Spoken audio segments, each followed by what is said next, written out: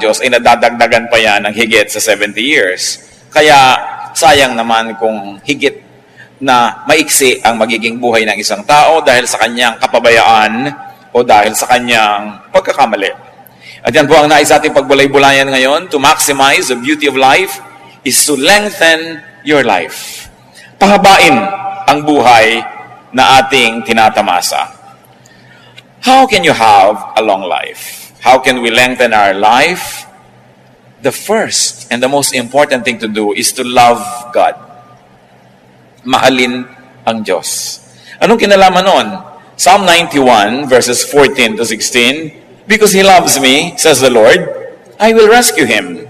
I will protect Him, for He acknowledges my name. He will call upon me and I will answer Him. I will be with Him in trouble. I will deliver Him and honor Him. With long life will I satisfy Him and show Him my salvation. So yan daw ang gustong gawin ng Panginoong Diyos sa isang taong nalulugod sa Kanya, nagmamahal sa Kanya at kinalulugdan niya, ililigtas niya mula sa mga panganib at pahahabain niya ang buhay. Love God.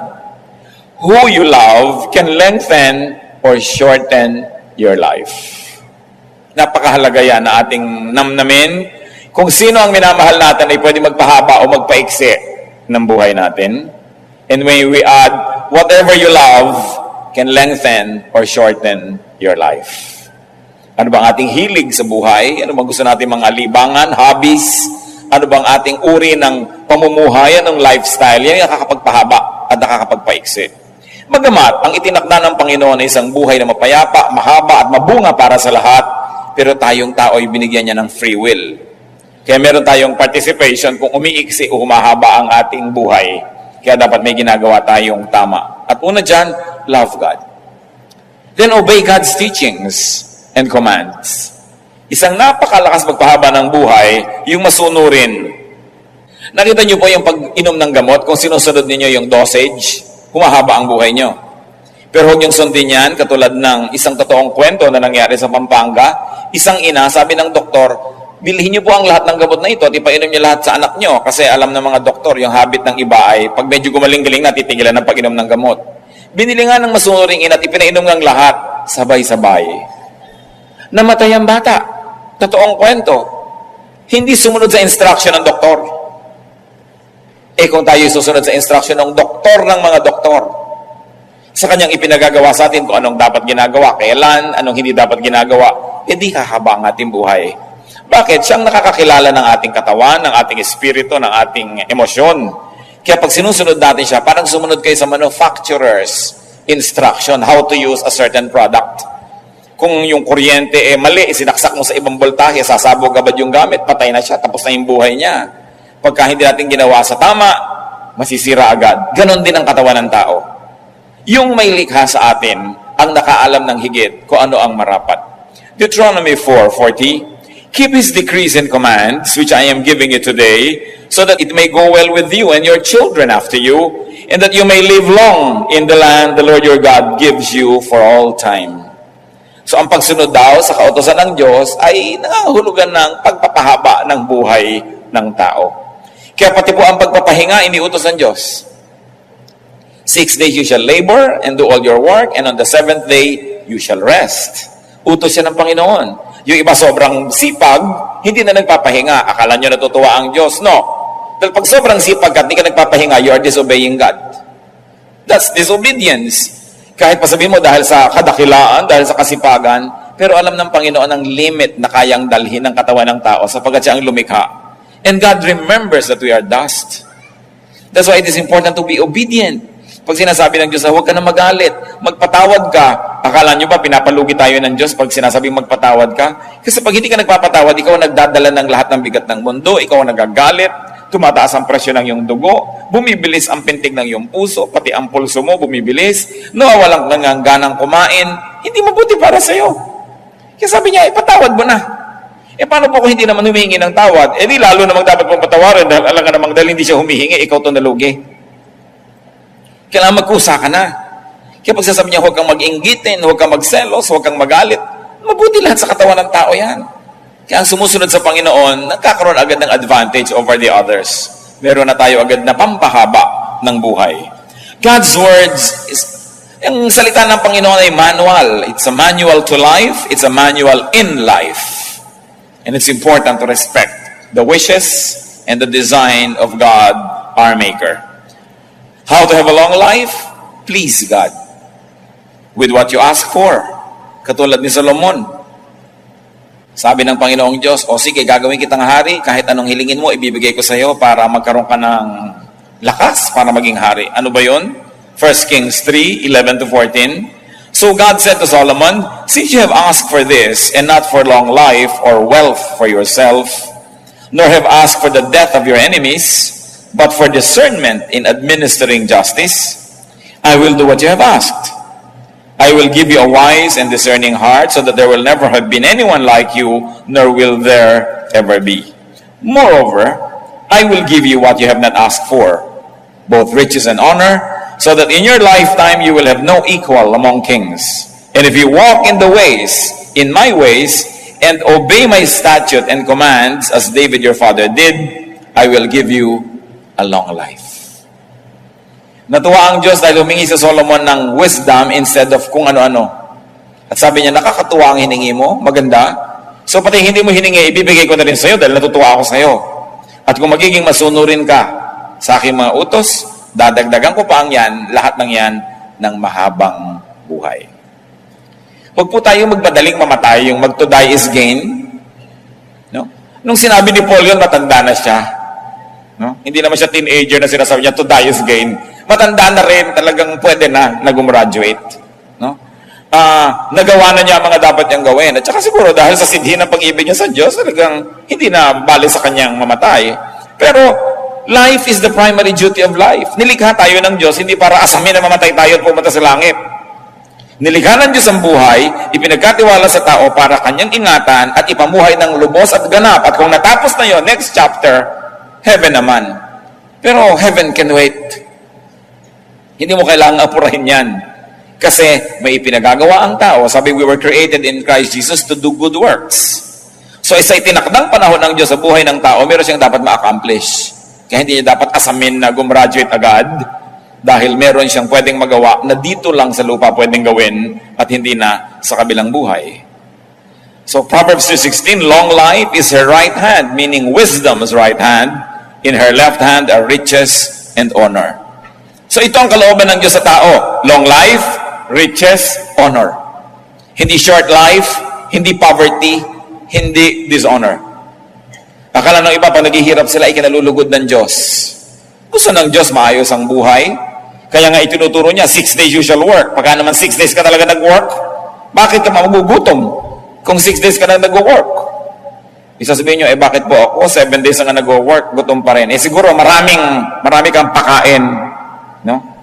Maraming hindi nag-work sa iyo umaasa. So, kung ang lahat gagawin ang inuutos ng Diyos, wala dapat nagugutom ng tao.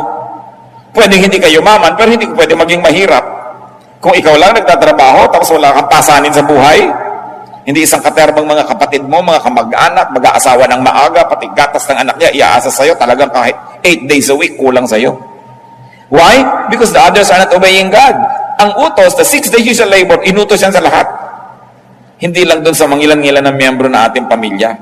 Kaya nagkakaroon ng sobrang paghihirap dahil ang daming umaasa sa kaisa-isang masipag o nagtatrabaho. Pero ang kalooban ng Diyos, riches, honor, wisdom. Kaya merong mahirap, kalooban po ng Diyos. O hindi ka nilikha ng Diyos para sadistahin at kawawain. Inilikha ng Diyos ang napakaraming papaya para ma-afford ng lahat na magkaroon. Ba't hindi nakakakain yung iba? Kasi nga may inequity. May inequality in terms not only of wealth distribution but also in distribution of labor. No? Pero ang lahat ng yan, napakaraming pagkain ng mundo, maraming nasasayang lang nga eh. Hindi nilikhaan ng Diyos ang tao para mahirapan. Ecclesiastes 2:26, to the man who pleases Him, God gives wisdom, knowledge, and happiness.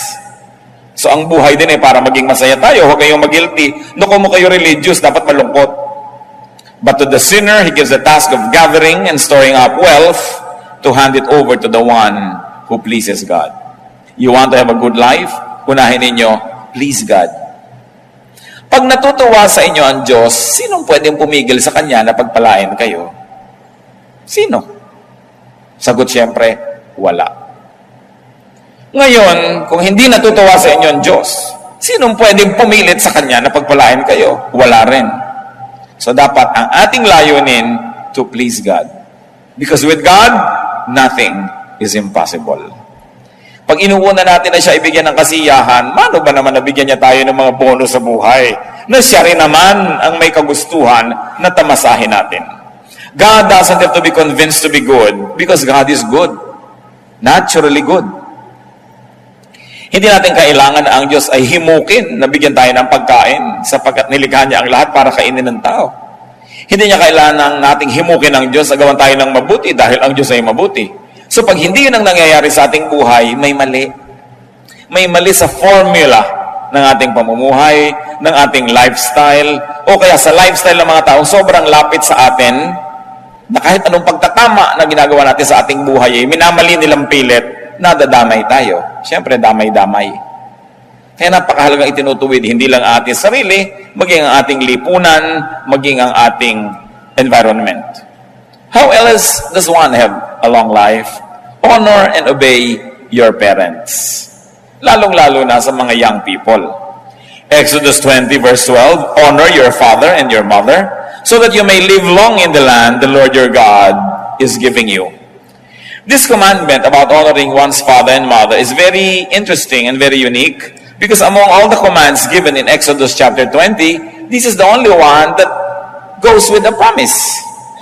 Yung iba kumandang, you shall not kill, you shall not commit adultery, you shall not do this, you shall not do that. Pero ito, honor your father and your mother, and when you obey it, the Lord will reward you with a long life.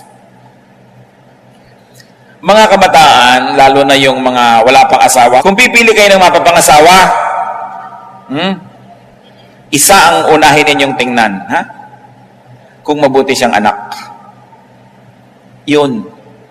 Hindi kung 36, 26, 36 dahil after 10 years, 36, 36, 36 na yan.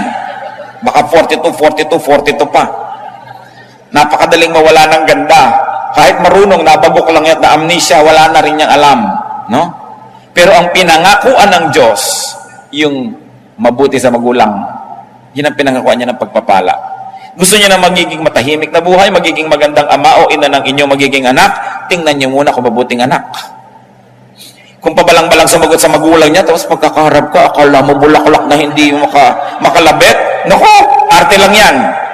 Kung ang sariling magulang na pinagmulan niya ay kanyang susuwailin at di niya gagawa ng mabuti, makakaasa ka ba na magiging mabuti sa iyo yan?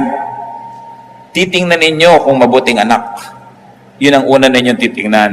Kasi may pangako ang Diyos sa mga mabubuting anak. At madadamay kayo doon. Kung siya hindi mabuti, damay kayo. Kung siya mabuti, kasali rin kayo sa pagpapala dahil magiging kabiyak niya sa buhay. Ephesians 6:2-3, honor your father and mother, which is the first commandment with a promise that it may go well with you and that you may enjoy long life on the earth. Bakit nakakapagpahaba ng buhay ang masunurin sa magulang? Dahil sino ba namang magulang magsasabing, anak, eto, mag-smoke ka na. No? O ito, maglasing ka na anak, ito drugs, ibinili kita. Huwag kang pumasok, umabsent ka, magpuyat ka. Sumali ka sa mga dangerous games, anak, maganda yan. Di ba? Magpagabi ka, hanggang kagabi-gabihan na sa kalsada. Sinong magulang ang magsasabi niyan? Di ba ang magulang lalo kang inilalayo sa panganib? Kaya pag masunurin ka, 1/2 na ng panganib natanggal sa buhay mo. Dahil sino bang magulang ang magsusuong sa'yo sa panganib, liban na lang meron siyang mental illness. So, sumusunod ka pa lang, practically speaking, lumalayo ka na sa maraming gulo. Meron pang hindi lang practical, yung beyond practical, yung natuwaan Diyos sa'yo. Kaya lalo kang pinagpapala. Parental teaching is next to God's Word in sincerity, in concern, and in wisdom.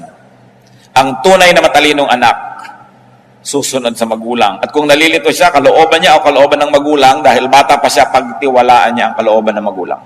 Liban nilang certified talaga ng National Mental Hospital na yung nanay mo hindi pwedeng magpasya. Ano? Pero mga young people, pag nalilito kayo, obey your parents. Lalo may track record sila na tunay naman nagmamahal sa inyo. kasi wala yang gugustuhin na masama para sa inyo.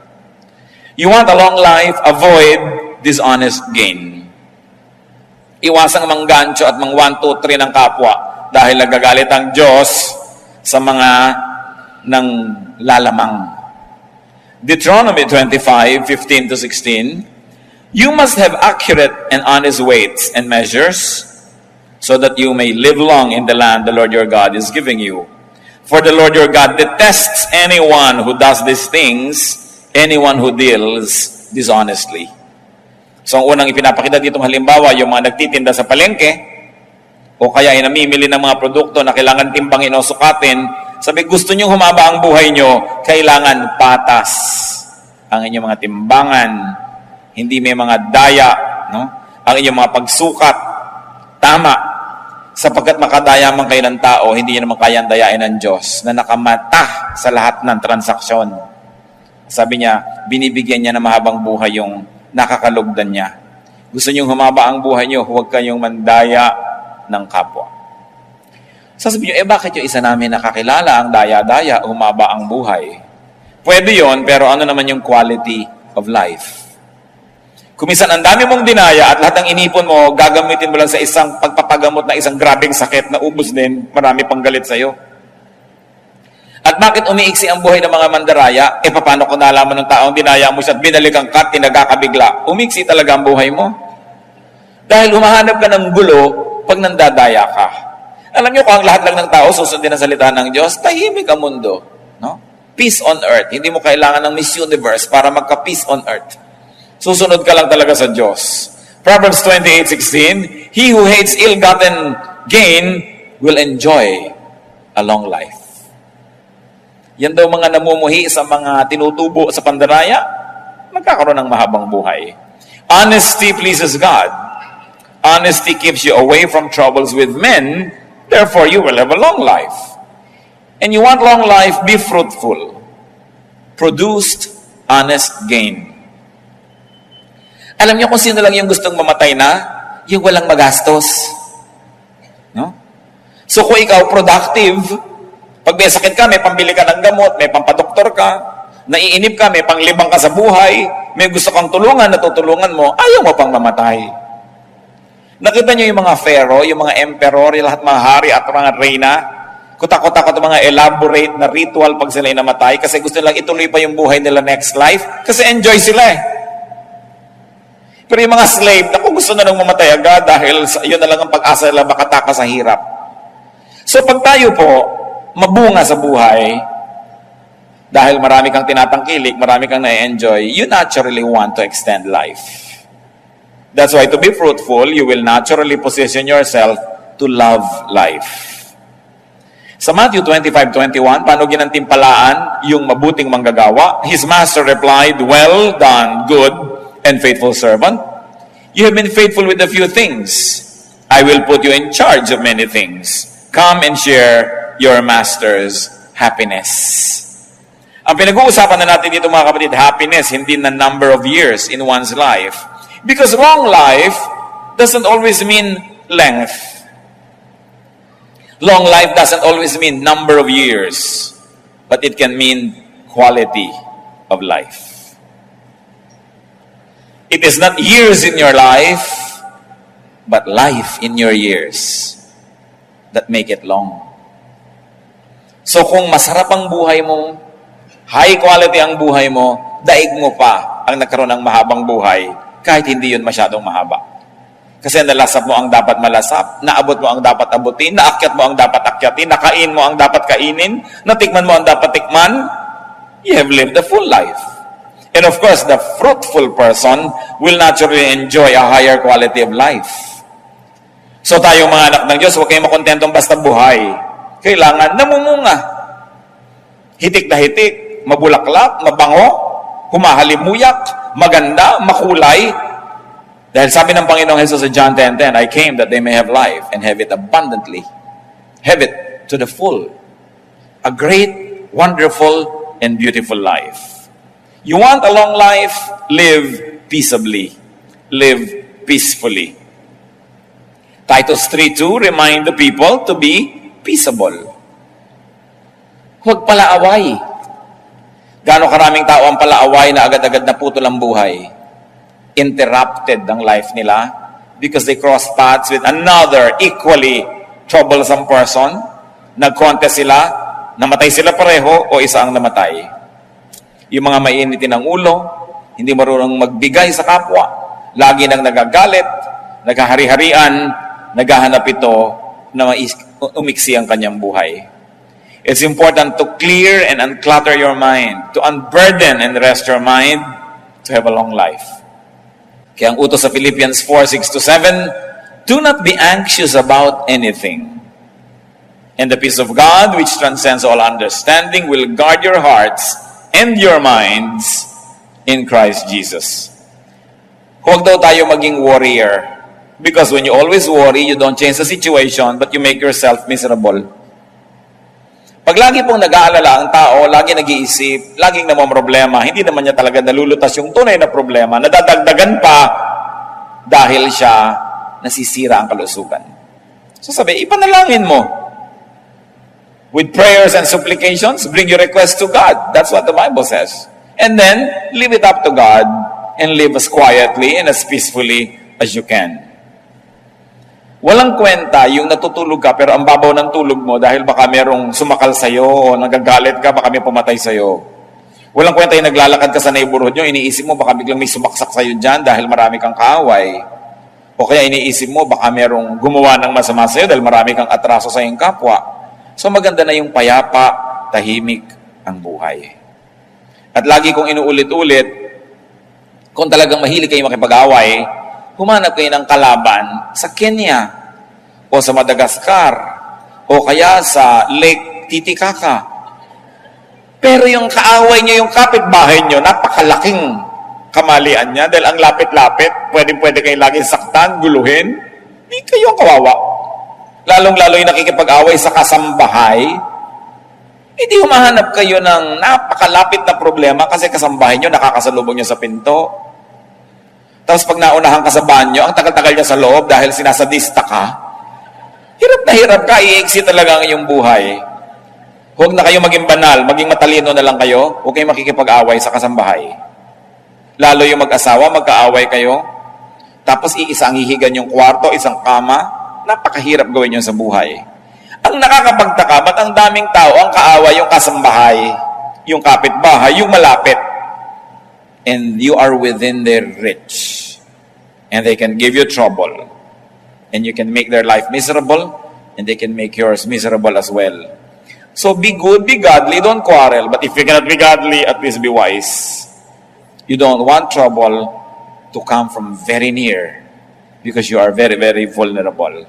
Live peaceably. Ang walang atraso, tahimik ang buhay. Lengthen your life, live healthfully. At usong-uso na niya ngayon. Ang dami-daming spa, lahat gustong magpa-foot detox. Ang lahat ay umiinom ng mga herbs at kung ano-ano. Kasi gusto ng taong lumusog. Nag-gym, nag-exercise, kung ano pinagagagawa sa buhay. Dahil gusto ng tao ngayon, alam nyo, habaan ng buhay. Dahil kahit pa nga tayo reklamo ng reklamo, ang totoo ay masarap ang buhay. Kung hindi ba naman masarap yan, ba't gusto mong panghabaan? No? So hindi dapat reklamo ng reklamo ang tao and live healthfully. Take care of your body. Your body is the temple of the Holy Spirit. And if that doesn't appeal to you, at least think that your body is the only temple of your own spirit. Kapag yung temple mo, sira-sira, giba-giba, ano mangyayari sa sarili mong spirituality? Your body is the only physical seat of your life.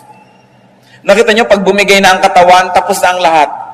Tapos na ang mga pangarap, tapos na ang mga inaasahan, tapos na ang excitement.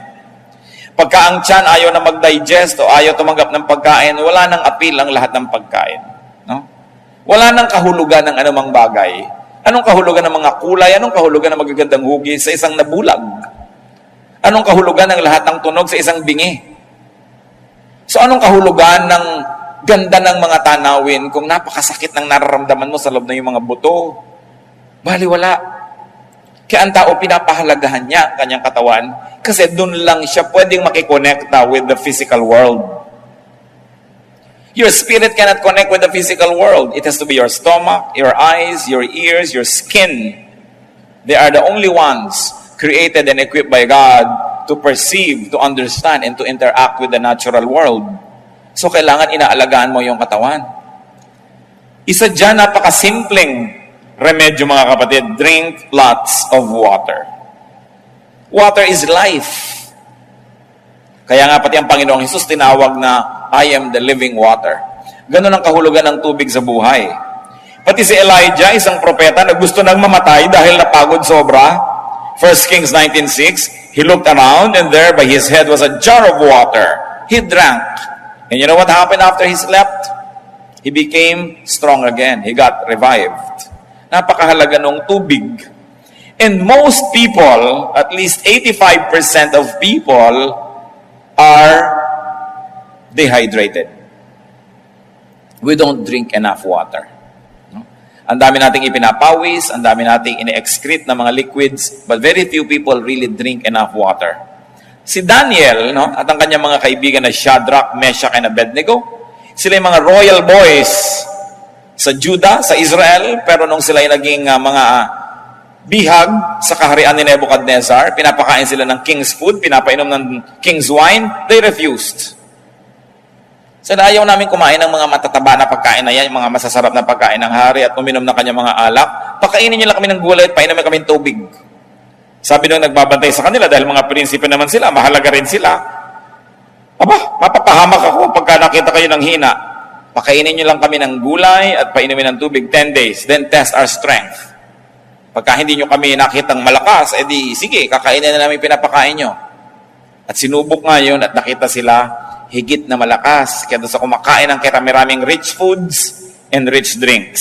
Daniel 1:12, please test your servant for 10 days. Give us nothing but vegetables to eat and water to drink.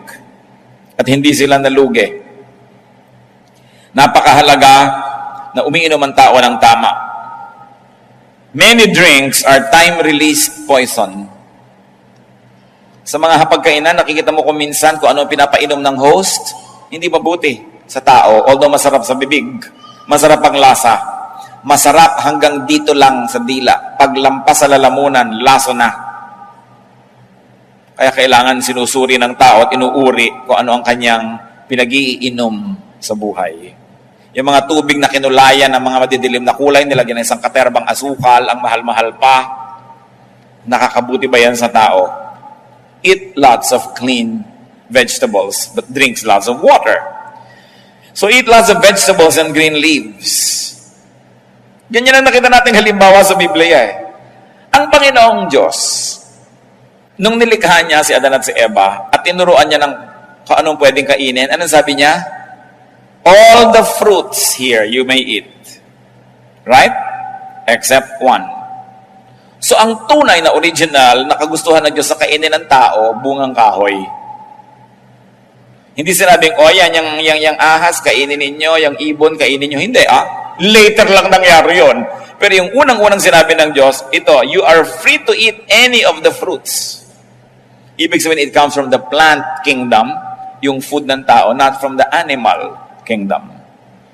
Noon lamang ang tao ay bumagsak na nagkasala, yun yung naisipang unang kainin, no? Yung mga kung ano-ano. Daniel 1:15-16, at the end of 10 days, they looked healthier and better nourished than any of the young men who ate the royal food. So the guard took away their choice food and the wine they were to drink and gave them vegetables instead. Ang sarap-sarap sigurong maging mahilig ka sa gulay. No? I was talking to one Chinese health practitioner. Sabi niya, you want a healthy life? Sabi niya ganon, 1:4. 1 portion meat to every 3 parts vegetable. No? Sabi ganon. At most, sabi niya ganon. Dapat 1 portion. 25% lang. Hindi yung puro karne, tapos wala kang kagulay-gulay na kinakain. Diba? Pumunta na siya, tapos kinain mo pa lahat, ang bituka, ang dugo, ang lungs, ng hayop. Kinain mo na lahat, wala kang nang pinalampas. No? So, ano nangyari? Kaya ipinagbabawal sa Biblia rin yung pagkain ng dugo. Di ba pag gusto nyo malaman kung may sakit kayo, anong gagawin sa inyo? Blood test. Kasi nasa dugo yung sakit. Tapos kayo kakainin mo. No? Hindi naman natin sasabing, huwag mong gawin yan. We have liberty to make a choice. Pero isip-isipin mo naman ang pinagagagawa natin sa buhay. Ezekiel 47:12, fruit trees of all kinds will grow on both banks of the river. Their leaves will not wither, nor will their fruit fail. Their fruit will serve for food, and their leaves for healing. Nakita niyo yung sinasabi na mangyayari na bagong buhay, bagong mundo, bagong paraiso ng tao. Sabi ko na, ang kakainin muli, prutas. Paano ka nagkakaibiganin ng cobra kung gusto mo siyang iihaw? No? Paano ka naman magiging kaibigan ng mga hayop kung gusto mo siyang gawing pork chop? No? So, hindi magiging tahimik ang buhay mo. So, sabi niya, leaves for healing. So, nasa dahon ang mga pagpapagaling sa tao. You want to be literal? Think herbal. No? Na talagang nasa mga dahon, napakasarap na kinakain mo yung mga green leafy vegetables. Grade 2 pa tayo, tinuturo na yan na eat green leafy vegetables. No? Pero yung bang ginagawa natin sa buhay? And when you have to fast, fast correctly. May tao po nag-fast, ginaya si Jesus 40 days, namatay. Sabi Diyos ko, bakit po ako namatay? Ba't mo ginagaya si Jesus? Si Jesus ka ba? Diba? Hindi ka naman pinagfa-fast ng 40 days Di papako ka na rin, gayahin mo na siya ng lubos. No? So, sabi sa Matthew 6:16-18, when you fast, do not look somber as the hypocrites do. Put oil on your head and wash your face, so that it will not be obvious to men that you are fasting. In other words, there's a correct way to fast, and there's an incorrect way. So kung talagang convinced ka na magpa-fast, at least get medical advice. Kakayanin ba ng katawan mo yan? Makakabuti ba? Kasi up to a point, it's really good to fast because your body uses your stored energy. Sabi po nila, pag kumain ng tao sa gabi at natulog na siya, titigil ang buong metabolism, so lahat ng kinain niya, magiging taba. No? Dahil hindi naman nagamit Kaya yung iba gusto nila talaga, no eating after 6. Kasi sabi nila, it takes 3 hours to fully digest food. So pagkakain mo, dapat 3 hours ka pang gising bago ka matulog. Pero kung matutulog ka na mamaya, kumain ka pa sa katerba, magiging taba lang yun. Hindi mo magagamit. Yung after 6. Yung iba naman, ang dieta nila, after 6 courses. Tsaka pa lang sila titigil. Kaya talagang hindi natabla-tabla ng anumang dieta. But correct timing, correct bodily condition, motive and technique, will also be good if one fasted. Pero dapat tama pati yung motivation. Hindi lang para ipagyabang mo nag-fast ka o dahil lahat may magpa-fast, sasali ka. Dapat may personal conviction. Hindi lang nakikiuso. Take your medication. Yung iba kung naging Christian, ayaw nang uminom ng gamot. Hindi, pagagalingin ako ng Diyos. Well, pwede kang pagalingin sa himala. Hindi naman talaga imposible yun. Pero pwede ka lalong pagalingin kung uminom ka ng gamot mo. Lalo tama yung gamot mo at tama naman yung prescription. Si Timothy nga anong payo ni Paul? Dahil hindi matagal-tagal ang kanyang sakit ng tiyan, 1 Timothy 5:23, stop drinking only water and use a little wine because of your stomach and your frequent illnesses. So nagpayo si Paul na huwag lang tubig ang inumin, uminom daw ng wine. Alam niyo naman ang wine kasi cleaner than water in many parts of the world, especially during the ancient times. So sabi niya, huwag ka na lang inom ng mga tubig may mga butete, mga tubig na may mga nakatirang palaka, etc., etc. Dakilang propeta ay ginusto ng mamatay. Pero nung siya'y nakapamahinga, nakainom ng tubig, nakakain ng konting tinapay, na iba ang kanyang orientasyon, lumakas ang katawan at gusto na naman niyang mabuhay. Hindi ko alam kung may kasama tayo dito na kumisan gusto na mamatay. Pero nawa, wala. Pero kung meron, baguhin nyo lang chemistry ng blood nyo, maiiba yan. Ibahin nyo lang. Kumain kayo ng halo-halo. No? Magngat-ngat kayo ng panotsa. Kumain kayo ng pulot. Eat anything that gives you energy. Baka sa ilang sandali lang, sabi mo kanina, Lord, gusto ko nang mamatay. Nung makakaisa mo, Lord, joke only. Kung kayo'y parang nagnanais mamatay, sobra kayong depressed, kumain kayo ng kung ano. Kailangan baguhin nyo ang chemistry na inyong blood dahil maiiba ang andar na inyong utak. Importante yon. So kung meron sa inyo, tandaan nyo yan, ano? Kung ano man yon, lalo yung gusto nyong kainin, kainin ninyo. Halimbawa, baling tumaba na kayo ng konti, isang araw lang naman, isang kain. Pero, when you are depressed, remember this. If you're going to remember this whole night, remember this only for this one thing. If you're depressed, change your body chemistry. Change it. Immediately eat something that you probably haven't eaten in a long time. Kahit ayaw ng katawan mo, kainin mo siya. Pag naiba ang body chemistry, maiba ang takbo ng iyong utak. Take it from Elijah. And rest. Kailangan ng pahinga. Long life means happiness. But remember this, happiness can also mean long life. Lengthen your life with happiness. Maraming problema ang mundo. Bakit kayo laging nanonood ng dramang malungkot? Bakit? Tigilan ninyo ang panonood ng malulungkot na drama dahil pinapalungkot lang kayo. Bakit kayo magpapalungkot ng sarili? Bakit nadala kayo magbaril sa sarili? Mas mabilis. Kita nyo ang Pilipinas, kaya ang dami-dami sa buhay na gulo, away-awayan ng mga kamag-anak, mga aliliit na bagay, awayan sa churches, kasi pinagpapanood ng drama, sampalan ng sampalan, awayan ng awayan.